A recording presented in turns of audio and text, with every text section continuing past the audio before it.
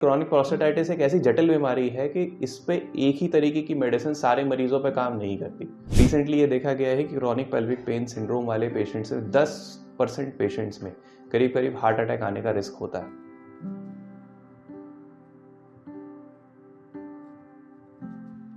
Good morning friends, मेरा नाम doctor Amit Bansal है। आज हम बात करेंगे प्रोस्टेटाइटिस के बारे में। प्रोस्टेटाइटिस है क्या? इससे पहले हमें यह जानना जरूरी है कि प्रोस्टेट ग्लैंड क्या होता है। इसके बारे में मैंने ऑलरेडी पहले एक डिटेल वीडियो बनाई हुई है, आप उसका लिंक देख सकते हैं और पहले समझ सकते हैं कि प्रोस्टेट ग्लैंड क्या है। इसी प्रोस्टेट ग्लैंड में अगर सूजन हो जाए किसी तरीके से या इन्फेक्शन हो जाए तो उसको हम कहते हैं प्रोस्टेटाइटिस। अब इसके सिम्टम्स क्या होते हैं? आदमियों में सिम्टम्स होते हैं कि उनको लिंग में या लिंग की टिप पे जो है पेन होता है, या बहुत जलन होती है पेशाब करने के दौरान, पेशाब जब ख़त्म होने वाला है उसके टाइम पे, या पेशाब का प्रेशर जल्दी जल्दी लगता है, पेशाब उनको जल्दी करने जाना पड़ता है, करने के बाद लगता है पूरा खाली नहीं हुआ है, बचा हुआ है। कुछ लोगों में तो इनफैक्ट जब वो सेक्स करते हैं तो सेक्स करने के बाद उनको बहुत ज़्यादा बॉडी के नीचे वाले एरिया में जो है काफ़ी डिस्कम्फर्ट फील होता है। तो ये साइन और सिम्टम्स होते हैं कि प्रोस्टेटाइटिस के। लेकिन ऐसे ही कुछ साइन और सिम्टम्स जो है बाकी यूरिनरी इन्फेक्शंस में भी होते हैं। तो प्रोस्टेटाइटिस जो है वो दो तरीके का होता है। या तो होता है एक्यूट प्रोस्टेटाइटिस, यानी कि प्रॉब्लम बहुत रिसेंटली बनी है और पहले पेशेंट पूरी तरीके से ठीक था, या फिर क्रोनिक प्रोस्टेटाइटिस, यानी कि कई महीनों से जो है, कई सालों से पेशेंट को प्रॉब्लम चली आ रही है और पूरी तरीके से ठीक नहीं हो पाई है। एक्यूट प्रोस्टेटाइटिस आमतौर पे इन्फेक्शन की वजह से होता है और इसका इलाज बड़ी सरलता से दवाइयों से हो जाता है। बहुत रेयर केसेस में सर्जरी की जरूरत पड़ती है, बहुत ही रेयर केसेस में। जो क्रोनिक प्रोस्टेटाइटिस होता है ये ज्यादा ट्रिकी चीज है।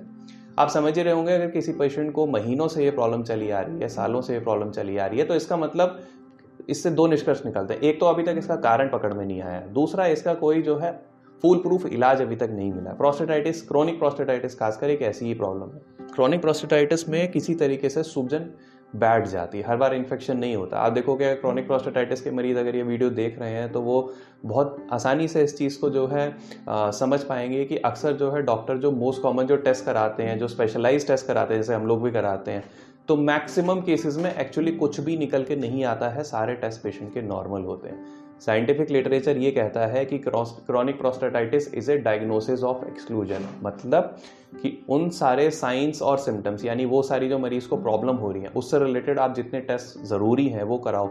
अगर सारे टेस्ट इंसान के नॉर्मल आ रहे हैं तो इसका मतलब जो बीमारी बची है उसको क्रोनिक प्रोस्टेटाइटिस कहते हैं। कभी कभी ये बीमारी एक बड़ी बीमारी का हिस्सा होती है जिसको हम क्रॉनिक पेल्विक पेन सिंड्रोम भी कहते हैं, जिसको कहते हैं CPPS। इसके जो है कुछ केसेस में जो है पेशाब के रास्ते में सिकुड़न की वजह से कभी कभी पेशेंट को प्रॉब्लम हो जाती है। कुछ ओल्ड एज में प्रोस्टेट का साइज़ बड़ा होने की वजह से प्रॉब्लम हो जाती है। कुछ लोगों का देखा गया है कि कुछ स्मोकिंग या डायबिटीज़ वाले पेशेंट्स में ये प्रॉब्लम बनती है। कभी कभी जो है मिडिल एज के आसपास आकर के जो है लोगों को जो है ये अननोन कारणों से भी जो है प्रॉब्लम बनती है। तो इसके लिए कोई भी एक ऐसी दवा नहीं है जो कि 100% तरीके से सारे पेशेंट्स का इलाज कर दे।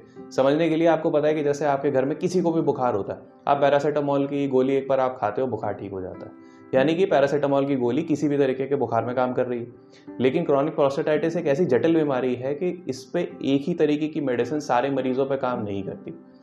अलग अलग मरीजों में अलग अलग तरीके की थेरेपीज और मेडिसिन ट्राई करनी पड़ती है। काफ़ी सारे पेशेंट्स ऐसे होते हैं जो कि आप यकीन नहीं मानोगे, साइंटिफिक लिटरेचर में साइंटिस्ट तो ये भी कहते हैं, एक हाइपोथेसिस ये है कि प्रोस्टेट या फिर ऐसी ऑर्गन्स में, यानी बॉडी का जो आपका बिल्कुल सेंटर है, ऐसे एरिया में जो है पहले कभी बीमारी थी, वो बीमारी जो है अपने आप या फिर दवाइयों की मदद से वो ठीक हो गई। लेकिन उससे प्रॉब्लम जो भी हुई, जिसका सिग्नल लेके वहाँ से नीचे से नर्व जो कि ब्रेन तक जाती हैं, वो बीमारी की जो मेमोरी है या उस बीमारी को लेके जो नर्व्स हैं वो सिग्नल अभी भी फायर कर रही हैं ब्रेन की तरफ, ऑल्दो प्राइमरी ऑर्गन में बीमारी पूरी तरीके से ठीक हो चुकी है। तो काफ़ी हद तक आप देखोगे कि एक टाइम पे दवाई डॉक्टर्स हम लोग ऐसी भी देते हैं जो कि मेन ऑर्गन पे शायद एक्ट ना करे, लेकिन उन नर्व्स पे एक्ट करती है, क्योंकि बीमारी एक्चुअली मेन ऑर्गन से खत्म हो चुकी है, वो सिर्फ नर्व्स में है। 100% तरीके से कोई भी पिन पॉइंट ये नहीं कर सकता कि ये एग्जैक्टली इसी पॉइंट पे इस कारण से जो है बीमारी हो रही है। तो क्रॉनिक प्रोस्टेटाइटिस वाले पेशेंट्स जो है अक्सर काफ़ी हद तक परेशान भी रहते हैं। लेकिन डॉक्टर्स को और साथ के साथ पेशेंट्स को ये भी समझना ज़रूरी है कि ये इतनी जटिल समस्या है, इसमें अलग अलग थेरेपीज ट्राई करने की ज़रूरत पड़ती है। हर पेशेंट को एक जैसे सिम्टम्स नहीं होते। एक बहुत ही इंटरेस्टिंग फैक्ट ये भी है, रिसेंटली ये देखा गया है कि क्रॉनिक पेल्विक पेन सिंड्रोम वाले पेशेंट से 30% पेशेंट्स में करीब करीब हार्ट अटैक आने का रिस्क होता है। 30% पेशेंट्स ऐसे भी होते हैं जिनको कि मोशन संबंधी दिक्कत शुरू हो जाती है, यानी कि उनका पेट काफ़ी ज़्यादा खराब रहता है, बार बार डायरिया या बार बार कॉन्स्टिपेशन ऐसी प्रॉब्लम्स होने लगती है। तो आप समझ ही सकते हो कि ये कितनी वाइड स्प्रेड प्रॉब्लम है। इसका जो इलाज शुरू होता है आमतौर पे दवाइयों से शुरू होता है। आप पेशेंट्स को क्या प्रॉब्लम है, एग्जैक्टली क्या क्या प्रॉब्लम है, उनको यूरिनेशन में कितनी प्रॉब्लम आ रही है, उनको सेक्स लाइफ जो आदमी की उस टाइम पे खराब हो जाती है उससे रिलेटेड क्या क्या प्रॉब्लम आ रही है, तो उसके हिसाब से जो है दवाइयाँ दी जाती हैं। कोर्स थोड़ा सा लंबा चलता है। दवाइयों के साथ साथ जो है फिजिकल एग्जामिनेशन पे कोई ऐसा तो नहीं लग रहा है कि कहीं पे मसल टाइटनेस है। कुछ ऐसे पॉइंट्स हैं नीचे वाले एरिया पे जहाँ पे कि टच करने पे इंसान को पेन हो रहा है, इनको मायोफेशियल ट्रिगर पॉइंट्स कहते हैं। तो ऐसे पेशेंट्स को जो है एडिक्वेट फिजियोथेरेपी की भी ज़रूरत पड़ती है।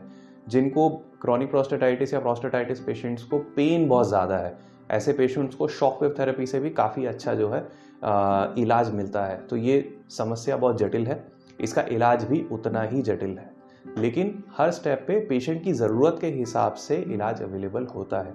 अगर आपको इससे संबंधी और भी कोई जानकारी चाहिए या आपको ये प्रॉब्लम है या आपके रिलेशन में किसी को ऐसी प्रॉब्लम है और वो इसका और इन्फॉर्मेशन चाहते हैं तो आप मेरे को कांटेक्ट कर सकते हैं।